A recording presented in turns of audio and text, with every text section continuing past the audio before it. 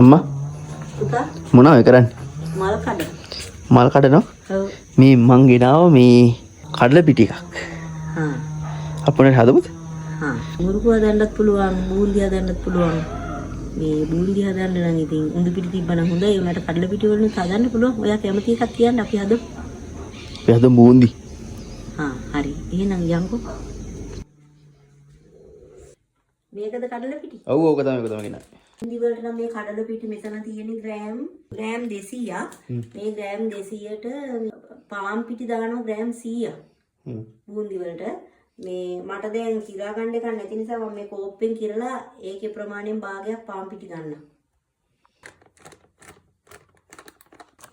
2කමාරක් වගේ තියෙනවා. පාන් පිටි දාගන්න තමයි යන්නේ. පාන් පිටි කෝප්පෙකුයි තව භාගයක් විතරයි දාගන්නවා. මේ හදන්න මේ කලරින් එක්කුත් ඕනි. හලයි ඕනි. ආප සෝඩා. කඩල පිටි ග්‍රෑම් 200ට මේ ආප සෝඩා තේ හැන්දෙන් භාගයක් දාගන්න ඕනේ. පාටක් දාගන්න ඕනේ.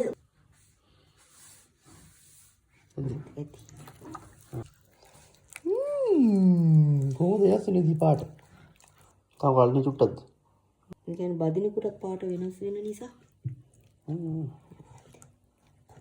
මෙන්න මේ ගානට කැඩිලා යන විදිහට මෙන්න මෙහෙම අනා ගන්න. එකයි භාගයකට පස්සේ මේ මොනිකන් කැඩිලා යන ගානට තියෙන්න ඕනේ මේ දැන් සීනි සිරප් එක හදාගමු. සුදු සීනි ගන්න නැත්නම් පාට පොඩ්ඩක් වෙනස් වෙනවා. වතුර දාගන්න. සීනියකට තමයි ලුණු චුට්ටක් දාගන්නේ. ගොඩක් දාන්න එපා, ටිකක් දාගන්න.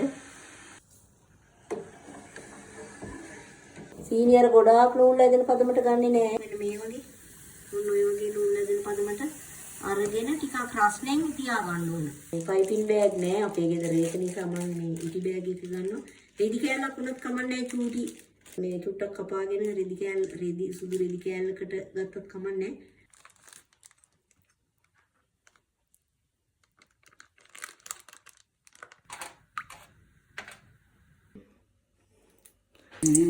බූන්දි අපි හදනවා බූන්දි. ඉරියටම එහෙම හදන්නේ නේද? අපි මේ ෂේප් එකේ මේ ගෙදර ගන්න.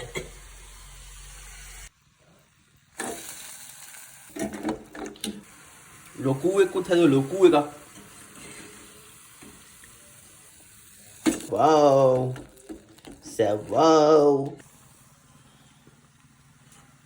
මොකද රස පාටට තියෙන බූන්දි.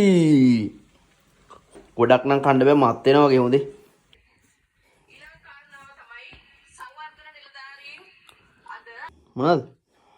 මොනවද මේ බූන්දි නේද? බූන්දි හෝම්මේඩ් බූන්දි. කවුද ඔයාද අම්මා? කඩේ වගේම තමයි වරුන් රස ඩිංගක් ගන්න. ඔව් ඩිංගක් ගන්න.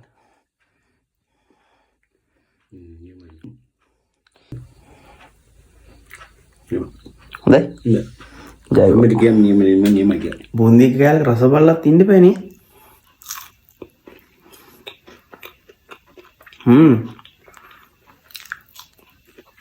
මරු. නෝම තමයි මේ බූන්දි හදාගන්නේ. ඔයාලා ගෙදර ඉඳලා try කරලා බලන්න. බූන්දි හදන්න. ගෙදර කඩේ ඒවට වැඩි තමන් ගෙදර හදාගන්නේ හොඳයි ඉතින්. ගෙදර විදිහටනේ මේ එහෙනම් ආයෙ වීඩියෝ එකකින් හම්බෙමු. ජය වේවා.